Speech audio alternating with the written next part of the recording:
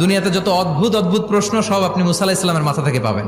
বিভিন্ন বিষয়ে আল্লাহরে প্রশ্ন করতেন। সাইয়েদনা মুসা আলাইহিস সালাম আল্লাহরে বললেন, আল্লাহ আপনি আমার এমন একটা জিকির শিখাইয়া দেন যে জিকিরটার শব্দ আপনি আর আমি ছাড়া কেউ জানবে না।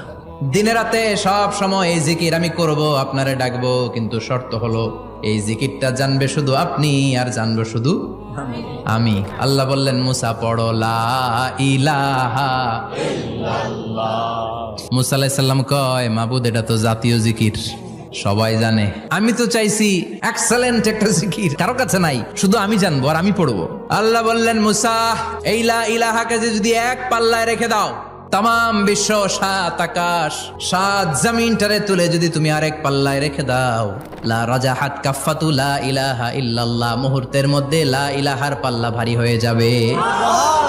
ও মুসা, তুমি যতই এক্সক্লুসিভ জিকির চাও, লা ইলাহার চেয়ে দামি জিকির আমার কাছে নাই।